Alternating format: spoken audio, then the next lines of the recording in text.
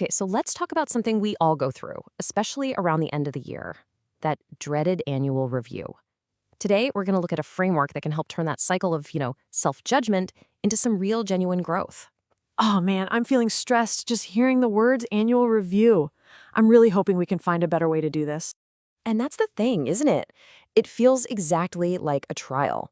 You get to late December, you pull out that list of goals you were so optimistic about in January, and it suddenly feels like a final exam. And you're the only one grading it, and you're the toughest judge in the world. Well, here's the good news. That feeling, it's not a personal flaw. The research is super clear on this. Our brains are literally wired with something called a negativity bias. It's an old survival instinct. But for us, it means when we look back, our brain automatically zooms in on the one or two things we didn't do and pretty much ignores the 90% we actually crushed. And this is so important, that self-judgment isn't just a bad feeling. It has a very real, very measurable cost. We're talking about what's actually happening to your brain chemistry. Yep, it's a concept called the cortisol ceiling. When you start judging yourself harshly, your brain doesn't know the difference between a missed deadline and, say, a lion chasing you. It just senses a threat, so it floods your system with cortisol, the stress hormone, which literally gets in the way of your ability to think clearly. Hold on, so you're saying that when I'm beating myself up about something, it's not just that I'm in a bad mood, it's that the smart part of my brain, the part I need to plan for the future, is literally turned off? That's exactly it. Judgment kicks off what we call an amygdala hijack. Your brain's fire alarm is blaring. Cortisol goes through the roof, and your prefrontal cortex, which is like the CEO of your brain, goes completely offline. You're just reacting. But look at the other side. When you shift to reflection, your whole system calms down, cortisol drops, and that smart CEO comes back online. You're suddenly in a creative, problem-solving state.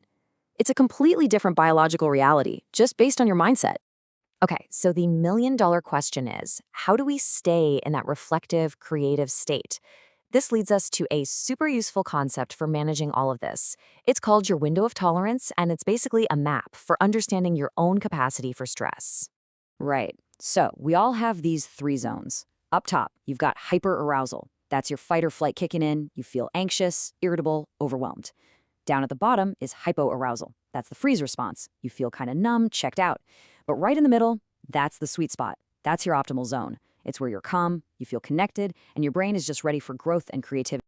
Exactly. And this is the great paradox. The very thing we do to try and plan a better new year, judging ourselves for the last one, is what shoves us right out of that optimal zone.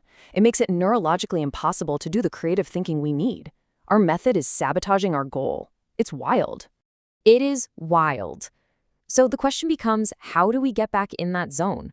Well, the solution can actually start before you even think about your goals. It's about getting your nervous system right first, and sometimes that's as simple as changing your scenery. This idea is called strategic solitude. And listen, this isn't about being lonely or isolated. It's a strategy. It's about deliberately stepping away from all the noise and distraction to let your brain heal from what scientists call mental fragmentation. It's giving your mind the space to make those deeper connections. And you don't need a week-long silent retreat to do this.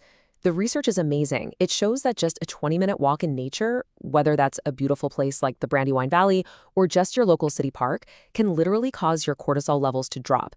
It's a brain reset button, and it's right outside your door. And the science of why this works is so cool. When you look at things in nature, like the branches of a tree or the veins on a leaf, you're seeing these repeating patterns called fractals.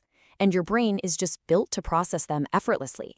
It puts you in this state of soft fascination, which is like a spa day for the parts of your brain that are always in intense focus mode. They finally get a chance to rest and recover. Okay, so we've taken our walk, our cortisol is down, our brain is back in that optimal zone, we're ready. So what now? Now we open up the toolkit. We've got 3 really practical tools you can use to make sure this reflection is actually productive. First one up is a total game changer. It's called return on failure, or ROF. So instead of seeing a mistake as a loss, you reframe it as an investment. You basically just paid tuition to learn something important. So now you ask, what was the return on that tuition? What valuable data did I just buy? Suddenly, that painful failure becomes a strategic asset. This next tool it's my favorite. It's so simple, but it is unbelievably powerful. It's a 2-word theory for anyone like me who deals with that high-functioning anxiety, that need to control everything. When you start worrying about what other people are going to think or what they're going to do, you just quietly say to yourself, let them. And to be clear, this isn't about being passive or just giving up.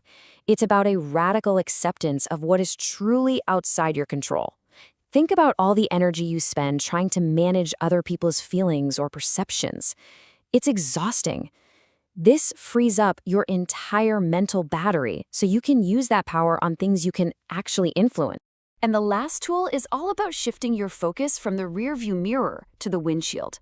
It's the difference between feedback and feed forward. See, feedback is all about the past, which you can't change, and honestly, it just makes us defensive. Feed forward is all about the future, which is wide open. The research suggests spending maybe 10% of your time looking back to grab the data, and then a full 90% looking forward, designing what comes next. So, the takeaway here is really simple. Stop performing an autopsy on the past. Just acknowledge it, learn the one thing you need to learn, and then pivot. Pour all that energy into designing your next small experiment. What's one tiny thing you can try next week based on what you just learned? And look, building these habits, learning how to stay in your optimal zone, it's a skill. It takes practice. And the research shows that getting guidance from professionals, like the folks at Edward Ginny and Associates, can really help people build the habits to make this their default way of operating all year long, not just something you try to do once in December.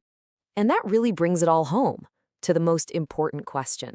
The whole point of this framework is to stop looking backward. So instead of judging the year that's been, the real question becomes, who will you choose to be in the year to come? That puts all the power back in your hands, not as the judge of your past, but as the architect of your future.